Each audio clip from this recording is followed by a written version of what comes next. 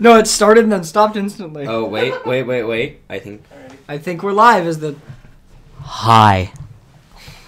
That should be good. We should be good. All right. Hello, everybody. Welcome to WordCast number 40. This is number 40, a pretty big one here.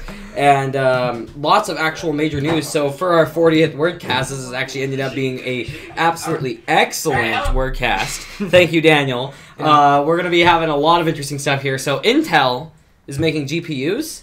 Lots of stuff about Blizzcon and a whole bunch of other stuff that we're going to be going over. So we actually have a lot to do. So we may not be responding to questions as much live this time because there is this is the longest doc we've ever had for doing our live stream here. So yeah, kind of a big deal. All right, ready to go? Yeah. All right. So let's start with the beginning of the week, Monday. The beginning, yes. Intel and AMD are partnering up, which is interesting. Yeah, a little weird. Yeah, a little weird. And they're partnering up in potentially even more of a surprising way than we thought that could ever happen. Yeah. So basically, Intel is going to be using AMD graphics in their chips. What? Mind blown. So basically, Intel's embedded multi-die interconnect bridge is going to be getting used, as far as I understand it, to connect to AMD Polaris architecture GPUs.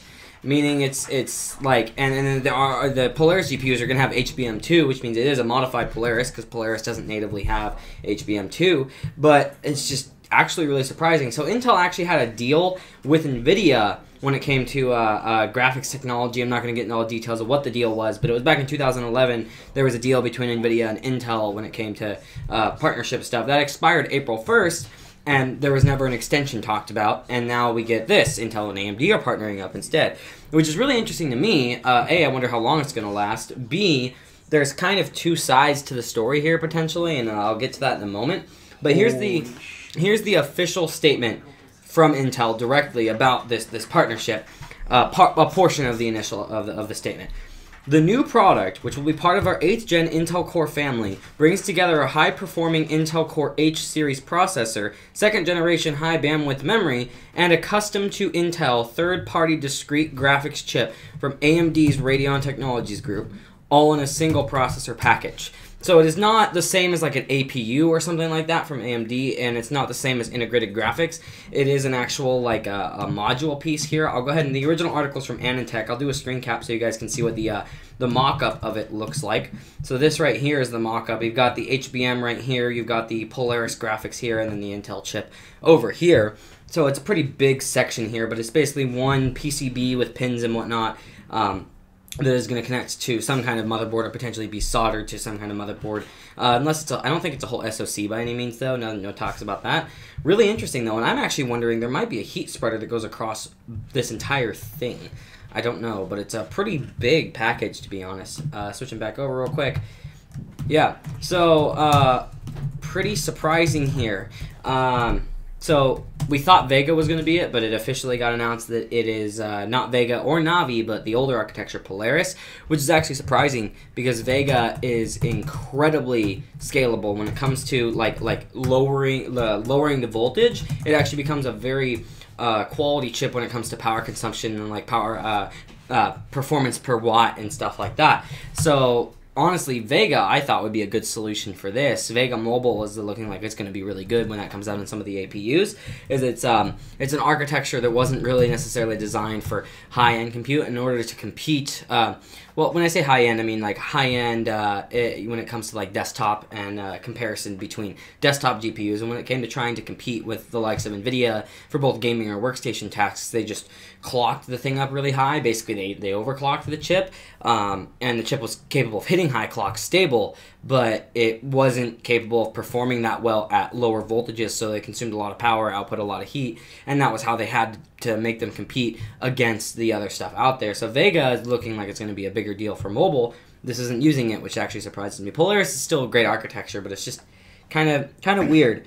Go ahead. Oh, no, I'm...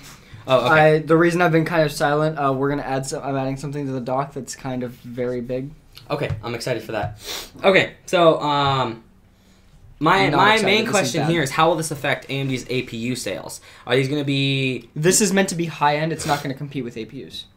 Right, because APUs tend to be budget. This Yes. is meant to be more of like a This is gaming meant to laptop type Yeah, this type is meant setting. to compete Yeah. with something like NVIDIA's like the 1060 series of their new Like the Max MX Q. 150, Yeah. which is a 1060. Yeah. But But it's meant to compete with like the ultra thin like Max Q style 1060 laptops. and it's interesting, and actually like I think Intel might be partnering with them in a way that it's like AMD needs all the money they can get right now. Mhm. Vega didn't sell very well, but it's not a bad architecture. Yeah. Intel might be doing something not horrible for once. They might be doing this not out of pity, because obviously it benefits them, but I'm wondering if they're doing this in a sense to like help AMD financially.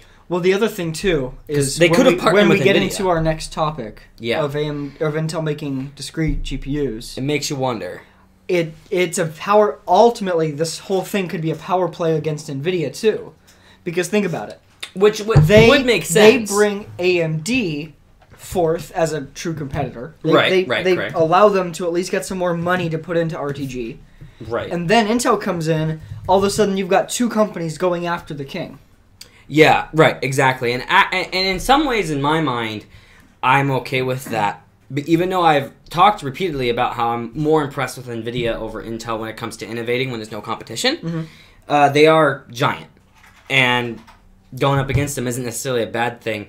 Part of me hopes that this maybe pushes them into making CPUs, though. But Yeah. we'll talk a little more about that in a minute. I would love that. I doubt it. I doubt it. I mean, they do have the Denver architecture in what was it, x64, but that's x64 ARM based. Right, correct. I don't. Honestly, if anything, I think that they would make ARM based CPUs and push for. We've seen more and more applications or more operating system talk of x86 and ARM cross compatibility. This is true. Yeah, and we've seen with the Nintendo Switch how well that can work. Because the Nintendo Switch is ARM-based, but it's extremely easy to port high-end games. Right. From correct, x86 consoles. Porting a lot of stuff from x86 is easy to port to ARM. Yeah. They're learning that ARM emulating x86 is way easier than we thought it would ever be. So, and something about what NVIDIA did with the Switch GPU or CPU and GPU is even better from everything developers have said. Yeah. Because developers are saying it's essentially the same architecture, it's just an ARM version of it. Exactly, yes. Is insane. It's incredible. So I don't know. This still kind of blows my mind because this is the thing we never thought would happen. Yeah. But then the next story we thought would absolutely never happen. Yeah. So let's break it down by the day. So this all Yes. happened Monday. Yes, although it all realistically started months ago. Yeah. So many months ago. The announcement happened Monday. But the announcement happened many months ago. We actually talked about it on a stream. Raja Kaduri, who was head of RTG, Radio and Technologies Group of AMD, was taking a leave of absence. And a lot of people freaked out and said, oh, he's leaving AMD. A lot of the professionals, so to speak, or us, if you consider us professionals, were like, no, he's probably not. It's not uncommon when a new architecture comes out or a new product. I don't think originally it was going to be. I feel like originally I agree. I agree. Reading through his Twitter statement about how, like, when he was on his I think he sabbatical, wanted to come back because he would have gotten the funding, more on that in a minute, that he needed. Maybe. Likely because of Zen sales being so good. But they only bumped the RTG, or the whole R&D by 20%. Pretty significant amount, though. Yeah, but 20%. Oh, as a company. Yeah, I means, understand let's what say, you're getting at. Even if RTG only went up by 20%, that's not much for what he wanted to do. And it's still, again, it's not uncommon, though, for this to happen after a new product comes out. Like, you look at Jim Keller, he takes long time leave of absence afterwards, right? And he actually technically is contracted. But anyway, so he was scheduled to return in December, but yesterday we were told that he's not returning at all. So that was yesterday, which was like, okay, whoa. And him and I were talking about it we were texting about it, saying, oh, wow, Raja left. This is kind of crazy. There was rumors about him going back to Apple because he originally... Apple and Intel were the two. Yeah, he originally worked for Apple, and since Apple fired Imagination Technologies for their GPU manufacturing, it would make sense for them to hire Raja back. Yep. But then Daniel was telling me, he was like, oh, it'd be really funny, though, if like Intel just like, took him. And made dedicated GPUs is what I said, too. Yes. And today... Yeah, he works for Intel now. And they're making dedicated GPUs. And when we say that, like, Intel has made, like, their Xeon Phi coprocessors and stuff like that for a while that haven't actually been that great, let's be honest. in like servers and stuff, but no, we're talking like discrete GPUs. Like we're talking like gaming grade desktop stuff. We're talking like, you know, potentially workstation based stuff, rendering stuff for server farms. Yeah, they the whole specified stack. that they would be doing it across a wide range of industries. Yes, and they said high end graphics Yes. in specific, which hints towards it being actual, you know, graphics like And gaming. we know that enthusiast market is a growing market and is important to them. Yes, it is. Yes. Well, it is important to them, and I think they're just realizing how important to them it is. I don't think they're just realizing it. I just think they thought that they could make integrated work. Yeah, maybe and so, then, maybe so. as of recent, they saw that it wasn't viable and that they needed dedicated GPUs, which is what started the AMD partnership. Yes. And then I'm assuming as soon as he went on leave, Intel was like, yo, dog, come work for us. Yeah, and I think it's understandable, and I it doesn't surprise me, actually, at all. But what surprises me is the dedicated GPU part. Especially I when kind of expected him to be working on integrated for them, because their integrated hasn't been very good either. Like, Intel GPU tech just has not been very good. They've experimented in it. They've dabbled in it. So, but what's funny about this, too, is I think they're making the smart move here, because they effed over themselves when it came to IoT. They effed over themselves when it came to mobile. And Maker. So maybe now they're going to do something right and stick with GPUs. Especially when you look at all of the markets GPUs are relevant in. Yes. Realistically, GPUs are relevant in especially self-driving cars. That's one of the most important things right now. Correct, yes. And then, depending on the application, obviously tensor processors are better for most things with AI, but still graphics cards are heavily used in it. They are, yes. There's a lot of benefit there. One other thing, though, that I wanted to point out specifically, this is coming from a tweet he posted earlier today. Right. That's saying I that didn't hear about this yet, so. He hasn't seen anything written that essentially understands the magnitude of what he is pursuing. The scale of it is not even remotely close to what he was doing before. In other words, he got the budget he wanted, and he's going all out. Intel's like, hey, we know you can do really good when you can do what you want. Do what you want. What interests me about this, though, is as far as I understand, Raja doesn't have the best track record when it comes to actual product development. Apple, yes, that's true, but he worked for Apple, not for Imaginations Tech, which is the one that actually did the GPUs for Apple. He did the designing, though. Was he doing design? He worked on GPU design, I'm pretty sure. Okay, because I'm interested in that, because I don't know, like, he didn't get the budget he wanted from AMD, which is understandable. That's part of why Vega maybe isn't as good as we want it to be, and we'll see what Navi's like. And he didn't start with Vega from the correct. Yes, he didn't run RTG when Vega was starting. Right. Whereas he's been running RTG since Navi, you know, with the start of Navi. So we'll see how Navi actually ends up being.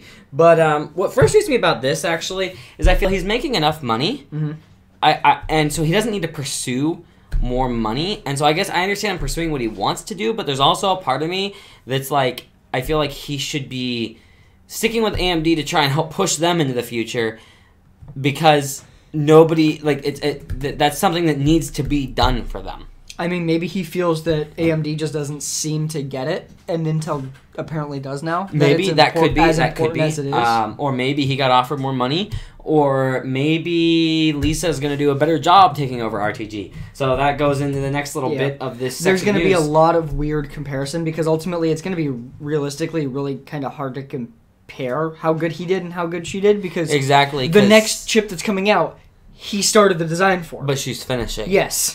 So and she's going to get the credit AMD's for been it. swapping stuff so much, other than the main CEO, which is, you know, Lisa Su, that it's just like, what's going on? But Lisa Su is taking over RTG for the time being. People are wondering that, honestly, our speculation, I agree with him, this is his thought, is that they're just going to end up merging RTG back into AMD, even though they split it off recently, and it's going to end up just being AMD ultimately, again. From what I've read, it seems like they split it off because Raja Kaduri wanted it to be a bigger focus. Yes. He felt that under the AMD brand, it was kind of just a project. Right. And so I'm interested in seeing what happens with this. Lisa has done an amazing job when it comes to Zen and what she's been capable of doing. I mean, she has literally turned AMD around. And realistically, Raja doesn't get credit for that, because no matter how much he participated in Vega and Navi, which Navi isn't out yet, so we don't even know, their GPU sales have not been great this quarter and the last few quarters. They haven't made any big strides. I mean, she takes full credit for turning that company around. Yeah. She takes the credit. Ultimately, with GPUs, the other thing is it's hard to get a good idea for where AMD is really at in the market because most of their GPUs get sold for mining.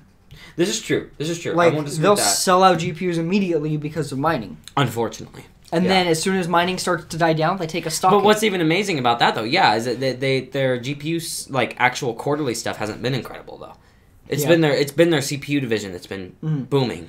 And that's a lot of that's probably actually related to Epic, not just the consumer stuff from Zen, because we don't even see Zen in mobile yet. Well, we will soon. I think part of the problem with the Vega GPU launch was that they tried to price it low and ultimately took a profit hit per card because they wanted to get more out into the hands of gamers because they were somewhat confident and felt like if they sold them, they could sell themselves, kind of. Yeah. And then they ended up getting into the problem of miners bought them all, and then retailers raised the price on the cards. AMD didn't make that extra money, and then that hurt their brand because now you're looking at cards that nobody wants to buy because they're $700-800. Correct. And then everyone just went back to NVIDIA, which is what happens. And so, basically anybody that was looking at buying a GPU during that time just bought NVIDIA. And you're not going to wait. You don't wait for the other company. And anyone that's been planning their computer for the last... Hi. Yeah. It got bumped. Camera got bumped. Mirko's going to comment about that. There you go. Yeah. Okay, so anyway, so most people aren't going to wait. Was the point I was getting at, though. Like, I wait when it comes to tech, when it comes to my PCs. When I can talk you into it. You guys know about that from my recent video talking about my new build, but the majority of people don't do that kind of thing. Like, I'm waiting for GPUs next year. I'm not doing anything major this year. But it's like, most people, if they're interested in building a PC or interested in an upgrade, they go for whatever's out. It's not a matter of, am I going to wait for the future? It's a matter of, I want something now. Well, and then the other thing is, like, people that started planning their builds and are budgeting, like, at this point, they've just given up on AMD because, who knows, like, sure, the price is down now, but it might be back up in 2 months. Exactly, yes. Hopefully mining is... Sure, mining is getting sales, but when AMD tries to so hard sell the cards to gamers and price it for gamers... it hurts them because they can't sell them to gamers now, and now gamers just aren't interested again. Yeah, exactly. So continuing with the story, the AMD says that they're investing more in Radeon Technologies Group now, though, so GPUs are going to be getting a heavier duty focus from them, which I find that bit of news being funny that Raja left because he wasn't getting the proper funding, and I feel like Intel has a lot more funding to throw at it. For one, I feel like they were going to do this anyway. Yeah. And then it's just because he left, they're just like, we'll say that we're doing it as like a bigger focus. Yep. But even then, it's like he would have known that they were getting this increased funding. Yep. And with what it sounds like from that tweet, it honestly sounds like what he's getting, or the plan there is way higher than correct. anything AMD could offer. Yes. Also, Mirko's saying we're getting frame drops and lag. And it looks like we are. I have a feeling it's just your upload. But it's not my upload. So I don't know what it is. It's Restream or it's YouTube. Yeah. Because it can't be my upload. I have dropped... Let's see, I'm dropping very few frames. I was dropping a few just a second ago, but it hasn't been dropping. Your internet. No, I know. But, oh wait, no. I am dropping quite a few.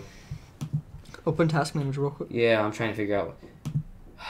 Why is my CPU at a... It shouldn't be getting work that hard. I don't know what's causing that. Okay. Well, we're just going to have to deal with it, I guess, because I'm not restarting the stream right now.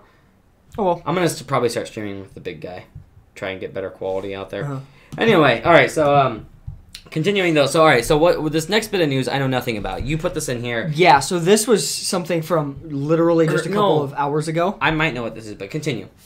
Essentially, let me pull up something really quick. So, Intel's management engine, which is kind of important if you have an Intel computer, has been successfully hacked over USB. I did hear about this. In theory, every Intel PC can now be completely owned from Ring 3 without operating system knowledge. Correct. In other words, any Intel computer running management engine that is like accessible to someone with a USB port that wanted to hack it is fucked. Yeah. Yep. Now there is a way to route around this. Well, there's multiple. Well, the main way is disabling management engine, which is incredibly hard to do. Not anymore. What did they do? Did they update it? No, because you can just hack it with the USB port. You can get right into management engine, so you can just shut it off. Because there is a special way you can do. I can't remember exactly how it's done, but you actually have to fiddle with like the pins on the board and a whole bunch of other stuff to convince it so that you can actually get the switch in the BIOS to turn it off. Let me explain each part of this just so people understand better. So essentially, JTAG debugger has chipset level access to the system. So essentially, think of it as like root on an Android phone, or if you're familiar with Linux, it's just essentially root access. Yep. And then Intel's management engine is basically like a master security and manageability controller. USB is just a potential JTAG interface, and it seems like essentially people have near undetectable uber root access to the entire security and management engine of a recent Intel system by just plugging in a USB device. Yeah. So it's great. Well, it's just excellent. So, just don't let people plug USB devices in your computer, which has, kind of been the norm for a while, the norm rule. Just don't let people do that. Now, of course, it's effective. This is not good for schools, libraries, places like that. Libraries, public. that. But your personal computer, never accept a USB flash drive from anybody else. Also, though, there is the potential of, what happens if you're downloading something to a flash drive that is corrupt and adds the files in to corrupt your system, and then give a remote program root access once it reboots. There's those different things. So yes, initially you might think, okay, they have to have physical access to your computer, but no, they just have to inject malware into something that's likely to be put on a flash drive. Right, exactly. And so it's kind of insane. Kind of insane, basically. So I wanted to address something really quick, though. So Admiral Nern, I think, is how that's supposed to be said, in the Twitch chat says, yo, which one of you is reading this chat? So actually, we both are. I just hadn't responded to that question yet, so I apologize for that. But also, he says, holy shit, and then donates $5. So, or 5 pounds. Sorry. So thank you for that. Very much so appreciated. I appreciate that. In fact, I forgot I had any form of donation ability on Twitch. So very much so appreciate. Thank you for that. Okay. So anyway, this is pretty great stuff though. Yeah. Doesn't exactly surprise me, to be honest. Yeah. It's bad though. Oh, it's bad. And you know what's great? Intel's probably going to advertise in their next gen chips or their next gen chipset that is no longer a problem as a reason to buy it. Yeah, probably. Now, I don't know. Intel can update their management engine. Yeah. Okay, that is an updatable thing. It is writable. It depends on which is actually part of the flaw, if I understand correctly. Is the fact that it can be updated is part of what makes this. If it was ROM. The other thing, though, is that we don't know to what extent this hack goes. Correct. So we'd have to. I'm not going to know the details of this code, but. Let me take a look real quick while you continue. It's just like a command thing. I think it's just details proving they got in. Here, full screen it if you can, so I can see this beauty here. Twitter. Twitter, stop, please. I think it's just proving they got in. Yes, that's what that is. Yeah. Yes. So, I don't know. It's interesting. It's something that is definitely bothersome if you have an Intel machine, but at the same time, if it's not really bothersome to general consumers, this is much more of like a corporate problem. Definitely. That's where it's a big deal. That being said, we've had a lot of corporate problems with computer hacks recently. This is true. There have been many. And keep in mind, corporate problems can mean problems for things like hospitals. Exactly, correct. So this is definitely not good. Use Intel. This is definitely not not nice. All right. So next topic though, because we have to shotgun through quite a bit of this. Because wow, there's a lot. So the Titan X PP, there's a new one now. Yep. So there was a collector's edition teased. There's a collector's edition teased that we talked about. Now we know what it is, and I'll get to that in a moment. Now, yes. So the Titan XP Pascal, not the Titan X Pascal, but the Titan XP Pascal. So the Titan XPP because there's nothing else to call it. Let's be realistic. And I'm not Titan going to X say P big squared. P or little p. P like squared. P squared, yeah. Yeah. Titan X P squared. So the collector's edition, nothing special performance-wise. It is not Volta. Some people thought it'd be Volta, and it's like, come on, Linus. no. Yeah, I know. Linus talked about that. I'm so, like, when I heard that in the WAN show, no offense to you guys. We love you guys. But I was just like, no. Yeah, it's not going to be Volta. I had no expectation of any performance gains whatsoever. Yeah, I thought there might be something small, like if they were doing a new cooler design, which we kind of suspected, maybe higher clock speeds by a good margin. But I, if anything, based off their teaser, expected RGB lights. yeah, Because you saw red and green, yes, which it's not like you would think that NVIDIA would do a red LED-themed graphics card. but they did. Yes. So Star you Wars should pull them theme. up. You should pull Star them up. Wars theme. Oh, Yeah. I will. Star Wars theme. They're still $1,200. So these are more like there's really a true collector's edition and not like a pay a premium for this thing and we're still gonna make a lot of them. No, it's more so like no, we legitimately are like making a collector's edition piece. So these GPUs here, I'll show you a picture. This is from Kit Guru. Full credit goes to them for the article here that you're seeing. Yeah, that's what they look like. New shroud design that I actually think is really good looking, and in fact they could use in other GPUs. I'm sure they just will. without the logo, obviously, because you can see the little logos down inside the cooler there. Yeah, but so yeah, they have two. They have a Jedi Order green and a Galactic Empire red edition.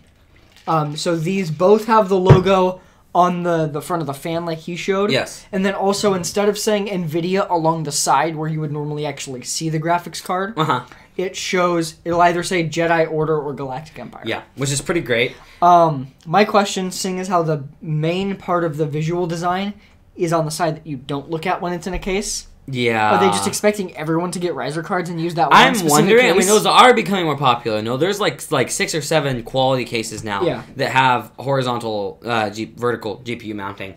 But I don't know. It's kind of weird seeing that they did all this custom design work and it's the same price, and it's weird seeing that it's Star Wars because I mean Star Wars paid money for this. Oh yeah, you know that Disney paid for the design. Disney paid a bunch of money for the design work of a ultra high end GPU, which just confuses me because basically Disney was like, man, we've got like several billion of sponsor money laying around. We don't know what to do with it. We've already sponsored everything under the sun. I'm sure you can buy a Star Wars table leg. Yeah. So let's sponsor GPUs. The other thing is, it's kind of like, I'm sure they're doing this as like a test.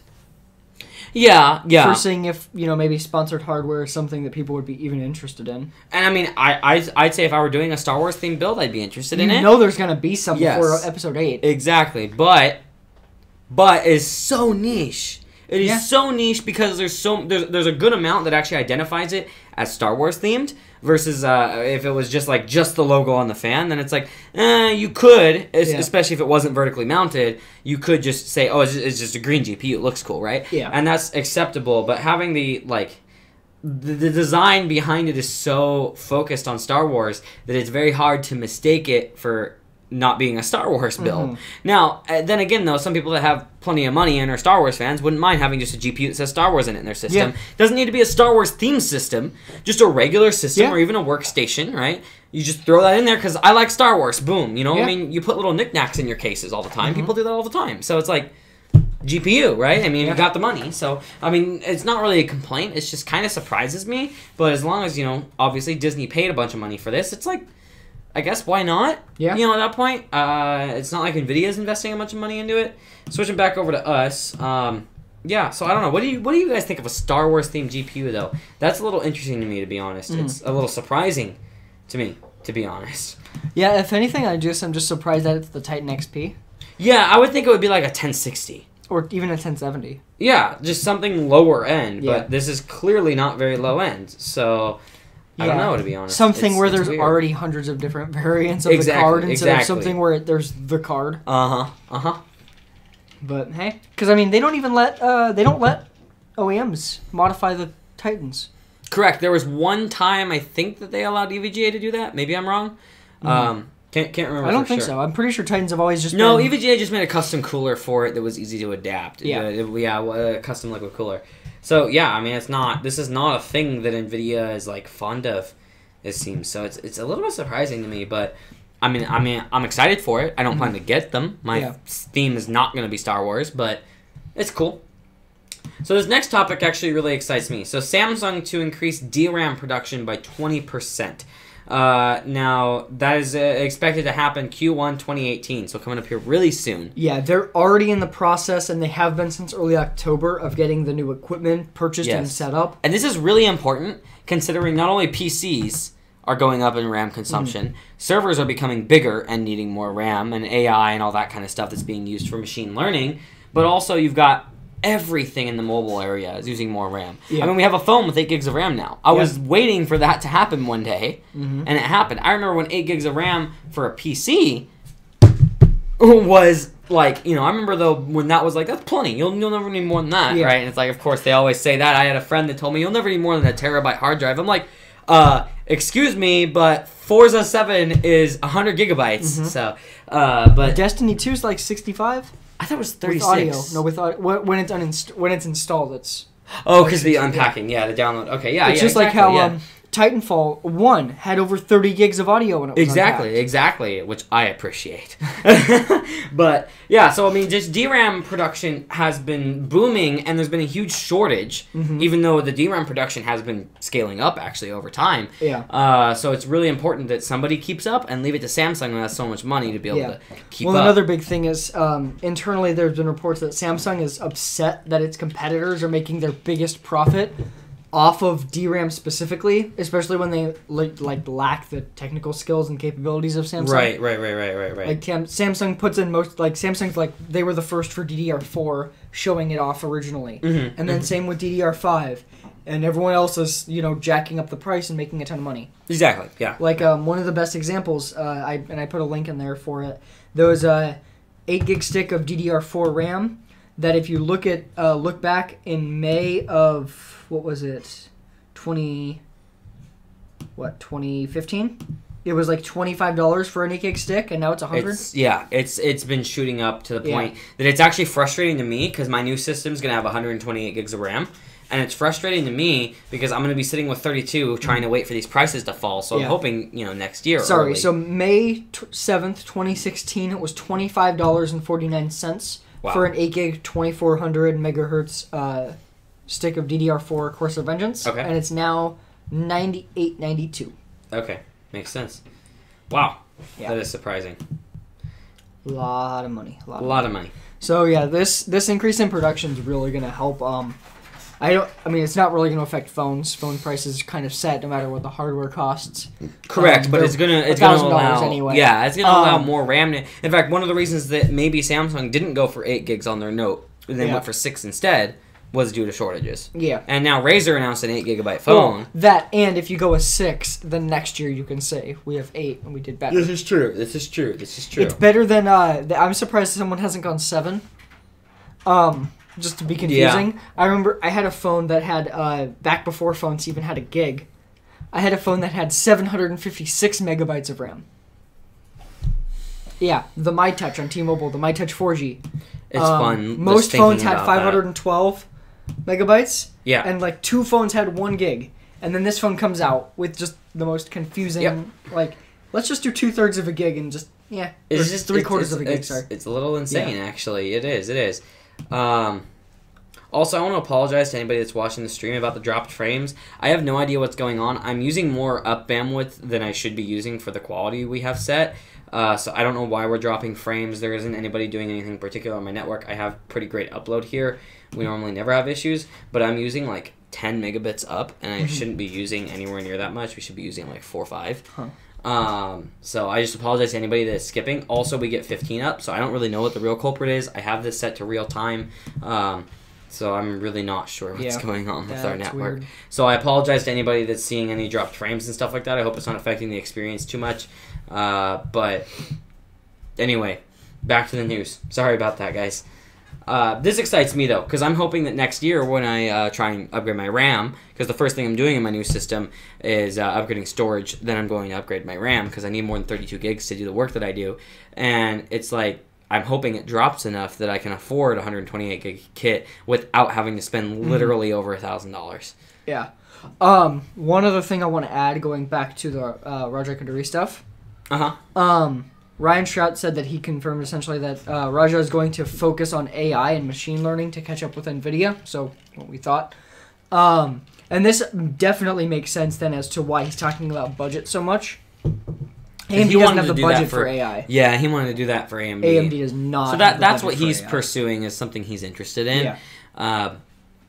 I have no doubt that Lisa can handle managing RTG at the same time. So yeah. I think that what we're gonna see on the end of AMD is no changes from this at all. Yeah. Actually, realistically, and I mean, he's not like a huge architect as far as I understand.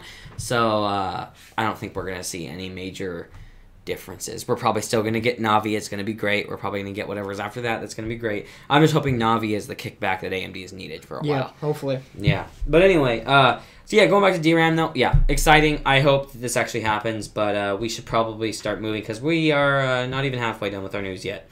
So, let's see. Go ahead. This is your topic. You shoot on this one. Yeah, so a couple people had posted about this here and there on Twitter, and then a Reddit user confirmed and posted some information showing that UFC's streaming service called Fight Pass was found to be mining cryptocurrency on people's computers using CPUs. There was a JavaScript embedded into the service, and so if you you had to pay to use the service, mind you. Yeah. And then it would mine crypto. So it was making CPU. Money from you. Basically, they were stealing your electricity and then stealing your compute power. You were paying them so they could steal your electricity. Exactly. You were paying them to steal your electricity. This is bad. Yes. This makes me angry. Now, because like the whole crypto mining thing, actually, when it comes to browser based, I actually don't mind that as a way of monetization. I don't mind as long as it was something that could be like selectable. Like I choose ads or I choose you crypto mine with my system. Which nobody has done. What? Which nobody has done. Yet. Yeah. But there's talks about, in fact, Chrome's getting some updates to help with crypto mining. So that could become actually a way of monetization for the time being. Yeah. And I would choose that myself. I mean, realistically, it's not supposed to use 100% of your CPU cycles anyway, and they could make it adjustable. I'll just be like, here's 4 cores, you know. I'll keep the other 12 to myself. So... yeah, but going back to this, so we don't know if it was UFC themselves, if it was a bad actor within the company that wanted to make an extra buck, or if it was someone who managed to compromise UFC's website and put in compromised code. Actually, that is the one I feel is most likely. Yeah. That's the one I feel is most likely. We don't know, but somebody, the person who made this post, or somebody else... I mean, you know, I can't imagine if you were actually... It has to be one of those last 2 options there. It wasn't UFC itself. Because if it was UFC itself, like, I can't imagine an executive saying that's okay, not thinking that they're going to get caught. Yeah. And then they took it down right away. Which tells me... took it down quite a while after. Okay, but they took it down pretty quickly after the news started spreading, which tells me that, like, the executives didn't know. The news went out and they were just like, shit, we got caught. There's potential for that, yeah. So... There was a tweet 20 to 30 hours before it went down that was tweeted directly at UFC that this had been happening, and Symantec blocked it and deleted a kernel. There was tweets from 6 hours before this thread was made. There was quite a few other posts, and then it was up for 9 to 10 hours after this thread was up. Oh, wow. Okay. And essentially, as soon as this thread started blowing up, it had been dealt with. However, they had been emailed earlier in the morning about this, and they got a response just essentially saying, "Thank you for contacting us. We take these matters seriously, and we'll review it." Interesting. So we don't know. Ultimately, they haven't really said much about it. I'm sure we'll find out one way or another. Yeah, eventually. So it's just a matter of time. I'm sure if it was a hacker or a disgruntled employee, we'll find soon. Yeah. If you don't hear in the next week what it was probably UFC themselves. Yeah. So Symantec's antivirus, Avast antivirus, were all able to catch this because it was a known mining script. Okay, yeah. Well, I know it's probably just part of a... Go ahead. This is one of those kind of, important reasons to have at least some free basic antivirus. Right, yeah, because they catch stuff like this, which you otherwise wouldn't have noticed. Because I don't think I haven't seen any reports of Microsoft's built-in Windows Defender catching it. Right. Yeah, it was So- probably the stuff by CoinHive, which is that is yeah. well known. Okay, that is well known. That is well known. Not knowing like coin. Yeah, I don't know. This is all interesting, and I think it's something. I think it could become a means of monetization, but it can't be done. I mean, Improperly without any permission. we're also slowly. I wonder if moving Defender away blocked this too. We're also so slowly moving away from crypto mining. That's true. That's You true. look at like Ethereum, I mean, you look at which what is moving China's towards starting proof to of- do. That makes a big impact Yeah. on the market. But I mean, look at like Ethereum, which has before any of the governments had tried to regulate it, has been planning a move to proof of stake instead of mining, Yeah. which just essentially means you don't mine it anymore. Right. It just becomes a currency at that Mining point. has a lot bigger environmental impacts than a lot of people realize because Yes. it's a crazy amount of power usage. Yes. Although I will say, what I will say when it comes to mining is now when it comes to Bitcoin in specific, the big Bitcoin mines, because it takes so much energy, Yeah. get their power for near free or very little cost because they're right next to renewables. Is a lot of like some of the biggest mining sets for Bitcoin in specific are like right next to major hydroelectric power plants. That's completely Some of renewable. them, yeah. But at the same time, that's And taking Bitcoin's energy. also not the only thing being mined. Correct, and that's taking energy from that dam that could potentially be used for Yes. elsewhere. So it still makes an impact, just maybe not as much. I think we're going to move away from it over time. I think China's pushing away from it hard enough that it's going to make a big impact.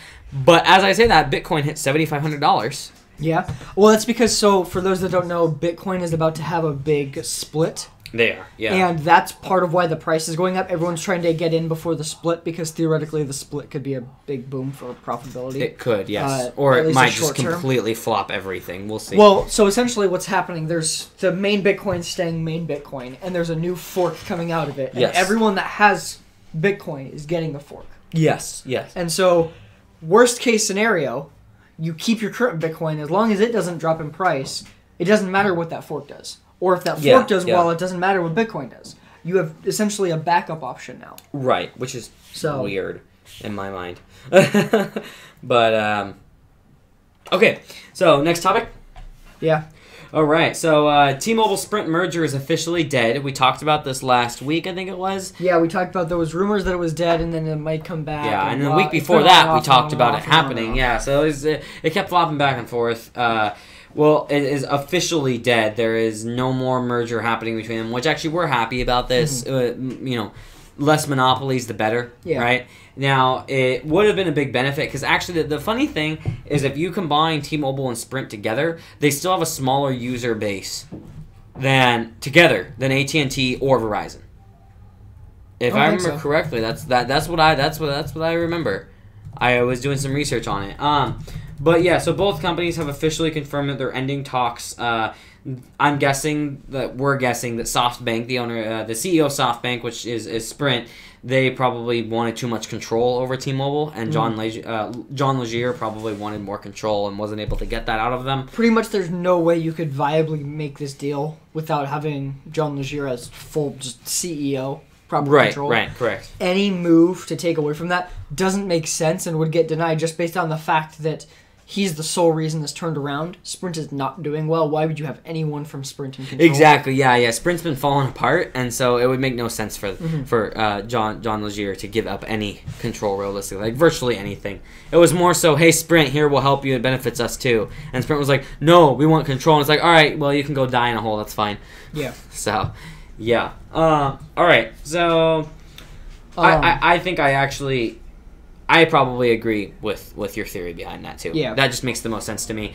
And it's not unfortunate. Again, I'm actually pretty happy about this. Yeah. So Both companies do say that they feel like they would be better off together, mainly because they would have a ton of spectrum. yes.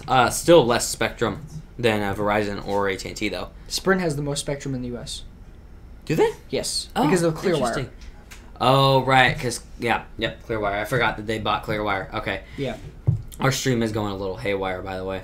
Been watching it over there. Yeah. I apologize to everybody with the stream that's having problems. It's unfortunate, but there's nothing I can do about it currently. thanks Comcast for helping ruin my business. I mean, we don't know that it's Comcast. It's Comcast. It's not my PC, so Isn't your PC using more? not bandwidth anymore. than normal? Not anymore. No. It's been dropping down to about 6 now, which is where it's supposed to be. So yeah, I don't know exactly what's going on, but it's hey, if we had gigabit offered in places like everywhere, like these big companies could afford, this wouldn't be a problem. Yeah. But getting gigabit everywhere, even though it could literally be done by all of the major companies on their own everywhere in the U.S., not going to happen. So, anyway, did you find out about subscriber base? Yeah. So you were right. Okay. So AT&T. It'd be close. Yeah. So Verizon has 147 million. AT&T has 136 million. Yeah. T-Mobile and Sprint combined would have about 121 million. So it'd be really close. Yeah. They'd be a really close third. At the rate that T-Mobile is growing, they would pass AT&T in like 2 quarters. Yeah. T-Mobile's been getting huge. Lots of people have been switching over, and rightfully so. I've been trying to convince people to switch over. They've been incredibly good for a wide variety of reasons, actually. All right, so next one, T-Mobile Nest partnership. Now, I actually don't know much about this, but this is really interesting. Yeah. So Nest has released like a full home security system. Correct. And one of the things is that what good is a home security system if, let's say, your internet goes out? And obviously, if everything goes out, then you're kind of screwed anyway. But it's not uncommon for like Comcast to have issues, as you know. Whoa, really? As we Like know. I just talked about? Yeah. And so one of the benefits, or one of the things that you would ideally want is some level of backup, preferably Right. a cellular backup. That way you could just connect to a tower. That way it's basically never down. Yeah.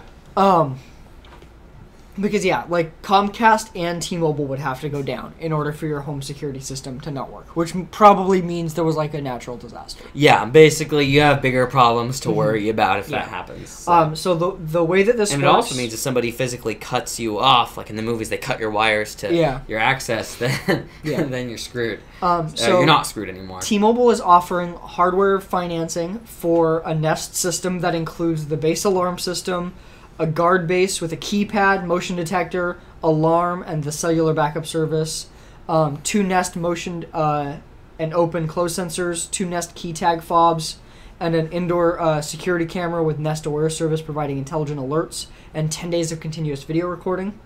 Yeah, so this is quite a bit of stuff. The hardware, it's $240 down and $10 a month for 24 months, so $480 in total. Right, okay. And then the service is normally $15 a month, but they're doing a $5 bill credit for who knows how long until you can not get it from signing up. Yeah. And that's for the cellular backup service and the Nest Aware services. Which really isn't bad Yeah. at all. Like, not at all. Yeah. You get a lot of hardware for the money, and Yeah, then so you're still getting the cellular ultimately, backup. for $240 down and $20 a month, you're getting all of the hardware. You're getting notifications if like there's motion detected based off of any Not of the just hardware. all of the or hardware, security it's a camera. lot of hardware. Yeah. Yeah, it's not just like basic, it's a lot. So. You're getting Snapchats from Calvin, and you're getting 10 days of continuous video recording accessible, which is a pretty big deal because that right there, most services oftentimes- you only get access to the motion. Correct. detection. Yeah. And not only that, but most of them are 5 days ish for like, or sorry, not 5 days, 10 days for like $5. Yeah. So this is twice as much money, but then you get all the hardware. Well, You it's get 10 days of the motion detection, even not continuous recording. yeah, well, for that's that what I was much. saying. That's what I'm getting at. Yeah, so it's just like you're getting better service, you're getting more stuff, and you're getting the security of cellular backup for $5 more. Yeah. It's really not bad. So this is something I'm actually going to consider. Yeah. Myself in my house here. So this is like whoa. Yeah. Maybe that'll be my family's Christmas gift. That's security. Hey. So wow, this is interesting to me, honestly. Okay, so next topic, because we've still got quite a bit to hammer through here, and we're going to be talking about the BlizzCon stuff for quite some time. So Snapchat's building a new Android app, which about time, like let's be real, about time. Okay? Yeah. So yeah, I wanna add some context to all of this. For one, there's been Snapchat just took a major stock hit. Yes, they because did. Yes. their earnings have been terrible. Their glasses were utter failure. I think they still lost a total of like $40 million because they built too many of them and didn't sell them. Yep, it was. Maybe I think it was that's what 40 happens million, when you when they're popular, only sell them in specific random locations Yeah. for short amounts of time, and then by the time they're no longer popular, that's when you sell them regularly. Yeah, maybe they made an oopsie. Yeah, A pretty obvious oopsie. Might have been a big enough one to trash the company. We'll see. Yeah. But for now, I feel like if anything, they'd get bought out. Yeah, realistically. Probably by Facebook. No, Facebook is Instagram, I which know, has all of their I'm kidding. features. Probably by Google. Probably by Google, actually. Yeah, That way wouldn't Google surprise can me. shutter it in a year. Yeah, exactly. They can so- take it, they can make it really good, and then be like, we're canceling the project. Yeah. Okay, Google, here's a new great project, and we're canceling the project. Yeah. Anyway. So yeah, they're rebuilding the Android app from the ground up, a brand new UI, better performance, and hopefully using the camera API. Yep. Presumably, if they're doing this, then we're also going to see them use the Pixel visual core in the Pixel too. Yep. Which would make is a lot cool. of sense. So, Yeah. now, how do they even make their money, though? I've so never seen an ad on their app. They do have ads if you're looking through stories. If you're just looking at Snapchat to Snapchat, you don't see ads. That's why. But if you look at stories, you have them. There's also the subscriptions and featured section. Okay. So if you go into the story section and scroll down for people that have because I was Snapchat, wondering, because I was like, this is interesting. yeah, there's a ton of stuff. They are also talking about actually allowing creators to monetize that on the platform soon. So we might see new content coming there. Who knows? But they are working on a lot of different things to try and make their company actually a viable company and no longer a complete failure. Which would be good. Yeah. I mean, realistically. Yeah. I have some big news that I want to throw in here that I meant to talk about and I forgot to throw it in here. So Google Fiber is expanding to San Antonio, being their second market of 2017. Wow. So Google Fiber is actually doing something. Yeah. Which is interesting. Now, the reason for this is, according to recent Public Works, this is all from Tech Republic, it's their article, but according to recent Public Works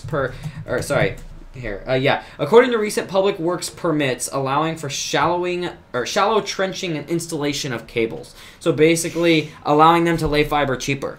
And this is what we kind of talked about when Google Fiber basically started saying, no, we're not expanding anymore, is it's all politics. Mm-hmm. It's how much money can Comcast pay X politician to basically not allow the to not change the regulations to make it harder for Google to do their thing. Google had to fight that, so it's not even necessarily a financial thing. It's more of a, will the politicians let you? And Comcast says, psst, here's a check for $10 million if you don't change that bill. Yeah. You know. So anyway, this is interesting. Basically, what this says to us is if we can get the support from the government and the regulations and stuff, then we can get proper fiber internet everywhere, which would be really, really, really good. Yeah.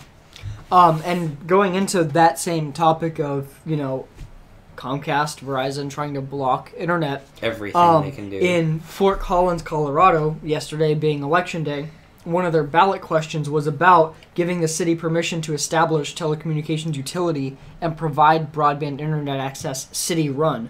Comcast had tried to block them from even being able to vote on it. And they not just voted on it, it passed with 57% of the vote. Great. I don't know how it only got 57%. I know, it should be like 90. Although that was not official polling. Okay. Or that was not official results. But ultimately, as far as we know, they did pass the ballot. Yeah. So, we're seeing, something like Comcast trying to block stuff out, but people are fighting back on it, and if we keep fighting back, it's going to work. Yeah, if the people fight back enough, that is the one advantage to capitalism in this case, is we can vote with our wallets, potentially. Not really. It depends on where you live. It depends on where you live. You voted with your vote, not your wallet in this case. Okay, this is true. The one advantage to capitalism is you can vote with your vote. Wait a minute.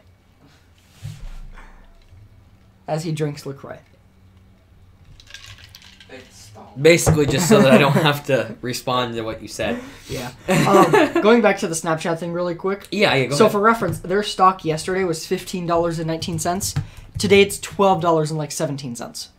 Wow. They lost $3 in 24 hours. That was how bad their earnings were. That's a pretty massive one right there. Yeah, they lost quite a lot. Woo! So, oh boy. Yeah. All right. Next up, some Apple news. So there have been rumors floating around for a while that Apple was looking into augmented reality, virtual reality, whatever. Well, there's a new report that's out that indicates that Apple is not just going to do augmented reality. They are actively ramping up the development of their standalone augmented reality headset with an end goal of releasing in 2019 or 2020. So probably too late. Yeah. No, I don't think so. I think so. Why? I mean, if you look at the advances that we've had when it comes to things that Oculus is doing and whatnot. Oh, that's not augmented reality. I know that's not augmented reality, but that can easily be added into a lot of the VR headsets. Like, not added in like to the individual one itself, but this is the technology that's being used for it. All you do is you just add a depth sensing camera system. Presumably, this is more so meant to be. I don't want to say like a successor to an iPhone, but a true standalone product, like not something necessarily for like gaming, but for just general use. Yeah, okay, maybe so. Maybe so. They're going as far as they're developing an actual what's kind of nicknamed ROS, which is like an actual reality operating system. There's even rumors that the notch-based camera is going to find its way into the glasses because they need a camera system on it, and so why not just essentially what we're looking at is most likely real, like almost glasses, just like sunglasses looking glasses that would function as the augmented reality. They gotta make headset. them look like 80s sci-fi. They gotta make, but I mean, ultimately the end goal is they gotta make them something people would want to wear. Yes, correct, and that's the problem with most AR headsets right now. I mean, you look at like Microsoft's. No, like Google Glass, you don't look like a glass hole at all. I mean, I don't even have a problem with those. But like, if you look at like the proper like actual coming out as a real product, like HoloLens, yes, yeah. HoloLens looks utterly ridiculous as something that you would wear disgusting. around your house. It is pretty disgusting. It has a lot of cool tech. But it it's is pretty disgusting. Definitely a business product for them. And if Apple releases something like this, it's going to look good. I will straight up admit, Apple's going to do it in a way that is, I'm not the biggest fan of Apple, but if they release something like this, they're becoming more of a fashion brand and less of a tech brand in a lot of ways, it seems. And they're going to push something like this into it. They're just merging the two. Basically, realistically. Yeah. But the other thing, I mean, they're a trend-setting company. They're not necessarily innovators, but they're not. They're just a trendsetter. Yeah. Yep. Realistically. And it's not bad to have a trendsetter. That's been one of the things is people have talked about for virtual reality. Until you can get VR or AR that people that buy Apple products would be actually not just interested in, but willing to buy. Yeah. It's not going to work. Yeah. Well, what better way to get augmented reality in the mainstream than Apple release AR headsets? Yeah. And as we know, Microsoft's mixed reality headsets aren't mixed reality at all. The first one released is just a VR headset. Yep. I know that Linus is super pissed off about it, and he's talking about how when he does his video about it, he's not happy. Yeah, and he shouldn't be. Yeah. Earlier this year there was a leaked patent application, or not like leaked really, but there was a patent application released showing augmented reality glasses and indicating that like you would essentially just go out and like you could actually like touch in front of you to interact with it. And so we know it's coming. It's just a matter of when the tech is right. Right, which will be interesting to see. I don't know. I would say maybe 2020, but 2019 seems like it might be pushing. Late 2019. This tech, maybe. I don't know. We'll see what happens. I think it's going to be something that's going to have some base level functionality, though, too. It's not going to have a lot of amazing features. It would be just like the Apple Watch upon release or the iPhone upon release. Yeah, right, exactly. But that's what it's going to be. Don't buy the first generation, buy the second gen. It's probably going to be something that's going to connect to a phone. It's supposed to be standalone, which is why it's having its own OS. I mean, it might need it for internet services. it's going to need... Yeah, that's what I mean. Or it might just have a SIM card like the Apple Watch. And it could. They'll release a regular version that requires a phone. And then 3 generations later, add cellular for extra money. That's the Apple way. And then it won't work either. It'll just have problems. Works. Apple Watch works. No, the cellular had problems, remember? Where it connects to Wi-Fi networks that didn't exist. Oh, that part, yeah. Yeah, that'll happen too. They could fix that with this. This has a proper display. Okay, that is true, but it would still be absolutely hilarious if it had the exact same problem. Oh, yeah. Let's be real. So the plan is it would have its own display, a brand new custom chip, and a specifically designed OS. Yep. Currently referred to internally as ROS. They're working on a number of ways users might control it, including head gestures, touch panels, and voice control via Siri. Cool. we'll see what comes of it. It's interesting. Yeah. Okay, so nothing else to be said about this subject here, but Twitter is officially moving the character limits to 280. Sorry, officially did move the character limit to 280 characters. Yes. There's actually more to say. What? Yeah, people are pissed off because of the new icon, so it doesn't say the character count of what you have left. It has a circle that fills up when you get closer. Oh, no. Yeah. Yeah. That is kind of awful, but at the same time, I want to know how many characters. No, that's to encourage shorter tweets. That's to encourage shorter tweets when you don't really know. You just see you're getting close and you go, oh crap, this tweet's too long, shorten it. Does that make sense? But the whole point of the 280 was to be able to fully finish your thought. And if they're trying to make you think that you're running out of space, you can, but they're encouraging you not to because we don't want Twitter to become. We want Facebook. you guys to finish your thought. We're just going to encourage you not to. Exactly. That's exactly right. That's exactly That's right. Stupid. I'm not saying I agree. I'm saying that's probably the reasoning behind it. I'm not saying I agree. I would prefer a character count too. I'm saying why they're doing it. I'm saying the best why. part about this though is all the memes. Did you see the Law and Order one? They did their full Law and Order intro, the start of the show, the opening. They tweeted that full thing. That was the best one I've seen. Yeah, pretty great. Almost. Okay, so Destiny 2 PC had a hotfix. This is really, really, really good. I'm very happy about this. So basically a patch that came out previously before this most current patch caused a bunch of frame rate issues. And stuttering basically is what it was, and it was really, really tough actually to play PvP especially, where you'd have issues where you're aiming at somebody and you just move. Yes, he would. I would complain about it. A about lot of people had them. I had them sometimes, but he had them every 5 seconds. I had them very consistently, and it was quite annoying. And I don't know if that was because I was running at higher frame rates, and maybe the higher frame rate was affecting how often it happened. So I don't know. Yeah, see, because I'm probably pushing 130, 140 frames on that game on the settings that I'm using because of the 1070 and the good optimization. And so the more frames, it might be something that happens more often because it might be every so many seconds, say for example, or something like that. But anyway, there's a hot fix that came out with the latest patch that fixes that. I have played for quite a few hours and not had a single problem. Yeah. It has been butter smooth, which is really great because it was butter smooth before that update, and I was really mad when that update broke it because I hadn't even done any PvP until the update came out, and then I'm like, oh, now it's harder to play PvP. So this fixes a lot of it. So good on that. Also, just in other Destiny news, seeing as how it's the day after it started. Yes. The faction rally event started yesterday. Join New Monarchy. Do not go Dead Orbit because Dead Orbit won last time. Let's get a different winner. And New Monarchy has the best shaders. And Justin is wrong. Justin, you're wrong. Yeah. I don't know if we have any Justins watching, even the one that we're referring to. But Justin, you're wrong.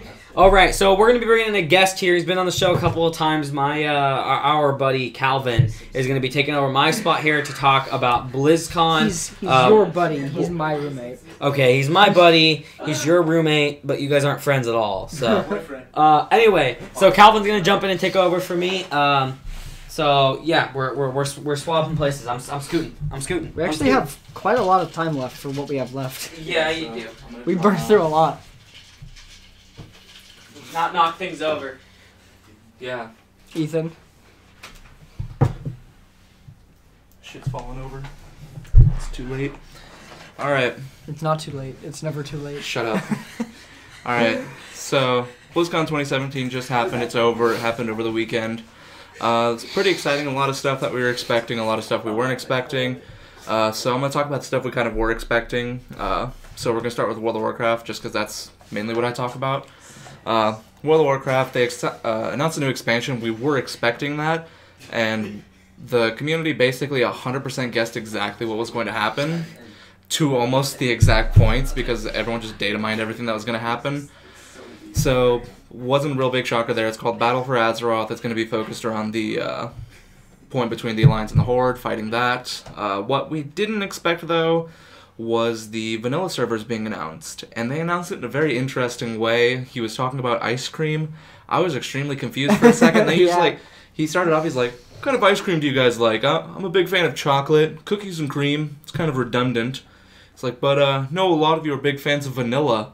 And then they just went from there and they just started showing the trailer. So that was pretty good. I wasn't expecting it. Not a lot of people were. No one was really expecting them to announce it, especially this one. But we were kind of expecting some acknowledgement of classic servers because of all the drama that happened with that, and I can explain that in another scenario. But yeah, so with Battles for Azeroth, we have a couple things new coming. We have some new zones, obviously, new races, classic new expansion stuff. But the new thing about it is they're not really new races per se, they're sub-races. So you have like Draenei, which is a race, we call them Space Goats. They're getting a new form of them, which is going to be called the Lightforged Draenei, just a new Space Goat. It's golden now, so now it's a golden Space Goat.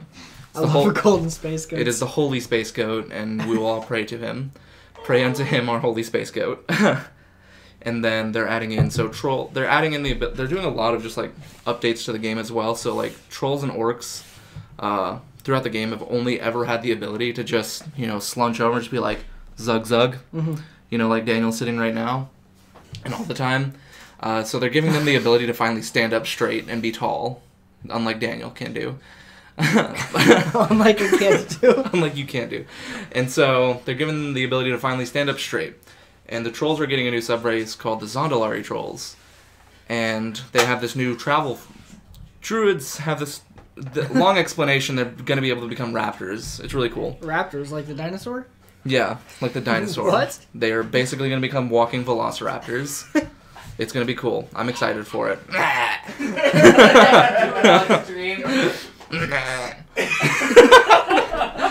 It's Thriller at this point. It's that one, the South Park, bigger, longer, and uncut. Is that a giraffe dying? Yeah, so pretty excited for that. Christy Golden, for those of you who don't know, she is a big fantasy writer for things like Star Wars. She wrote some Mass Effect books, a lot of World of Warcraft books, a lot of Star Wars books, which I already mentioned that.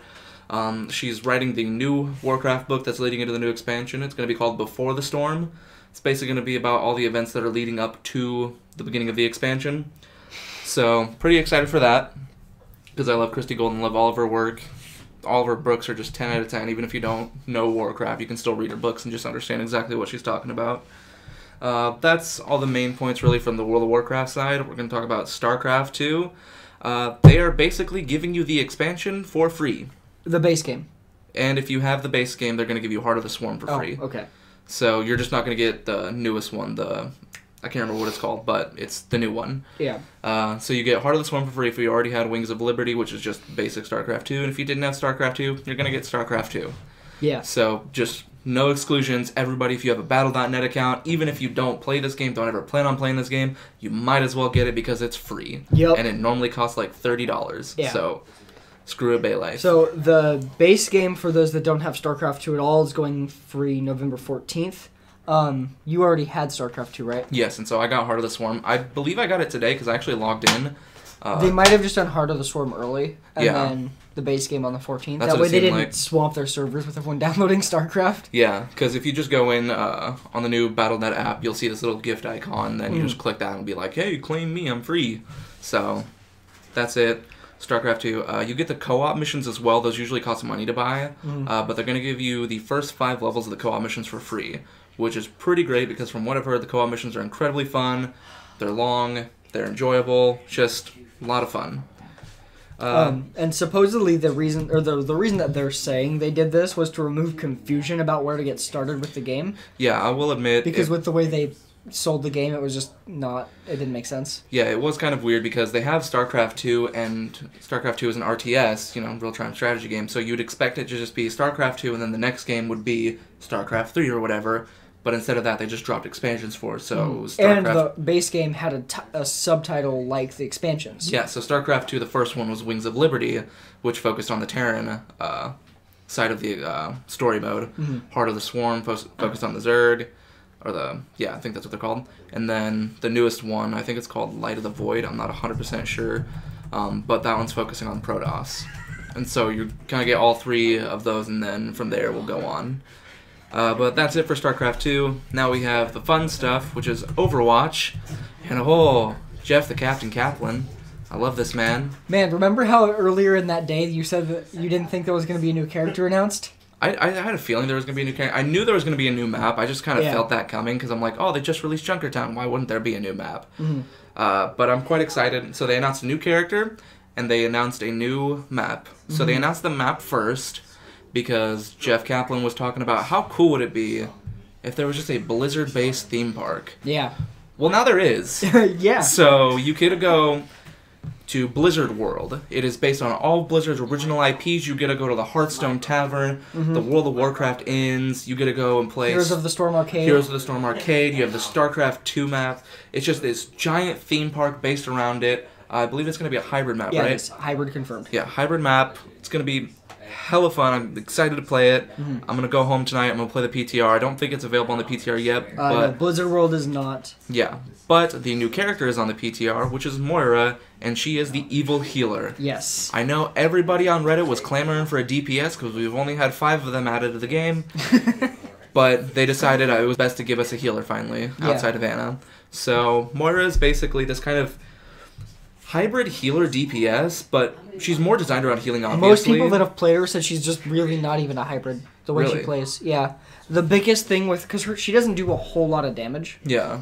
The biggest thing is you need to do damage in order to regen your healing. Yeah, and so that's what I find it kind of interesting that it's, I guess hybrid playstyle is what we can call it more or less, since Yeah. you do have to do damage in order to be able to heal.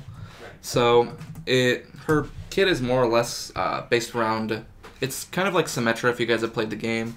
You have to target people, you just kind of point at them, shoot, and it will spray them with healing stuffs, because that's how it works in the future. Sprays them with healing stuffs, and then eventually you will have to re-damage somebody in order to be able to regain the healing effect. And so, from what we've seen, character looks incredibly fun, incredibly versatile. I'm excited. Just... Yeah, so for some specific stats about her, for her primary, so her primary functions like, kind of like Zenyatta, where you have a damage and you have a healing. So for her heals, it's 80 healing per second and a sprayable 15-meter beam, or damage at about 40 damage per second and a much more precise 20-meter beam. Healing resource meter contains 400 HP worth of healing, and her damage beam restores it on a 1-to-1 ratio. So if you say you heal 200 HP, you have to do 200 damage to get 200 HP back. Okay, so in that theory then, 40 DPS a second, right? Yes. DPS a second? So per dealing second 40 per second. DPS, it would take you about 4 seconds then realistically to gain that 200 pool back up. Did Yeah. they say if it was an unlimited pool or does it cap? No, it's capped at 400 HP. Okay, yeah, so it's going to be kind of interesting. I'm quite excited. It looks like she's kind of like a pretty bursty healer. In a sense that, like, because like, it's kind of a low cap, so she's not going to be really big on like tank healing, which I'm kind of excited for because that's more but a Anna's lot of people job. that played her also said that she's viable as a primary healer, which is awesome. Yeah, so I'm excited for that. I'm excited to see Mercy finally drop out of the meta. I Because love that Mercy. also isn't her only healing ability. Oh, that's right. She has, I'm not sure, I think it's on her E, or is it her shift? It's her E, because her shift is fade. That's right. So on her E, for PC players, it's Yeah. on E. For console players, you have a controller. I'm sure it's on a button. Yeah. She has this orb ability. So Yeah, it's she called Biotic Orb. So the way it works, it lasts for 10 seconds or until it's depleted. The damage-based version has 202 damage, for whatever reason. The healing one has 648. That one does not seem to fade. It's only the damage-based one. Okay. The way that it works, when you shoot it, it fires as fast as Symmetra's charge ball attack until it gets close to a teammate or an enemy, at which point it slows down, and it actually has range. They don't actually have to hit the ball itself. So it kind of like It shoots out a cannons little off. bit, yes. Okay. Kind of like when you're shooting Orissa's halt. Okay, so it just like kind of drags Yes. towards it, just like with a little line off the ball. Yeah, so it has lines off the ball, and it slows down when it gets close to them until it gets past them to the point it stops doing damage. Okay, so it slows down once it hits something, but then once it stops hitting something, it speeds back up. Correct. Okay, that's Yeah. interesting. And with the damage-based version, you can do either 200 damage or 202 damage or 10 seconds. Okay. It'll run out and then go away. Whichever first. Yes. And then I know it has the ability to bounce off walls. Yes, it based on can. the trailer. It can bounce multiple times. I don't know if there's a set amount or not. I think it's probably unlimited. Yeah. But that would seem kind of troll at the same time, because then you could just find a really small corridor and just bounce it back and forth Yeah. a million times. I mean, but it would still run out at 202 damage. Yeah. To be fair. Yeah, to be fair. So, and this using this, I'm pretty sure does recharge the resource meter for her base healing. I would hope so. If it doesn't, I'm sure eventually that'll probably get patched in. In fact, ultimately, her biotic orb can do more healing than her primary healing, because her primary healing can only do 400. Yeah, so it seems like it's... Did they say what the cooldown is? I'm sure I'll find it. It's probably like 8 seconds or something around that range. But yeah, so pretty excited for that character. Something that I that somebody on Reddit noticed is the Blizzard World map actually spells trouble for Blizzard as a company itself, because for those of you who remember, Overwatch is set a couple hundred years in the future, and it's all the exact same games, IPs, and everything that we have at this moment in time. So, looks like for the next 200 years, nothing's changing with Blizzard. Sorry, everybody. Hope your hopes aren't too high. Oh, the other thing I wanted to mention about her primary damage is it also siphons health. So it does 30 healing per second as you're doing damage to enemies. Yeah, so... So with her biotic orb, 10 second... where's the cooldown? 10 second cooldown. Okay, so 10 second duration, 10 second cooldown. And then... Oh, they do have more specific numbers. So 300 total healing is the cap. They might have changed it, because I was looking at an older post. Yeah. Also, her damage is 50 now. Okay. So it looks like they have tweaked her already. Yeah. And then with her fade ability, which is her like movement, she completely disappears for 1 second, so like she can't be damaged. 15 meters maximum travel distance and a 6-second cooldown. Initially, it looked like you could only move straight on, but you can actually move up. You can move backwards or whatever. Okay. It's just you have 1 second. Like it pretty much launches you in whatever direction you're holding the movement. Okay. So. And then there's her ultimate. Oh, yes, the Kamehameha. Yes, it's called Coalescence. It's a long beam. It's got 30 meters of range, and it lasts for 8 seconds. It's got a charge time when you go to shoot it, similar to Anna's Nano Boost. Yeah. And so it damages and heals through shields for both. It does 70 damage per second for each target that it hits, and 140 healing per second for each target that it hits. Yeah. So if, like, your team is in a close-range fight with the enemy team, you can just go blast this, kill everyone, and heal your team, and you're good. Exactly. So This is crazy. I'm pretty excited for this character. I've already called dibs on our little fire team, so she's mine. Get off. Go home. Called dibs as soon as I caught. I paid for the virtual ticket to watch it, so, yeah. You know me, I'm still a roadhog, okay? Too bad. Oh, I'm so sorry. Go home. Go home. What? Go home. Anyways, yeah, and You're in my house! No, we're not. You don't have a house. And so Moria is available on the PTR right now, so if you guys wanted to try her out, just download the PTR.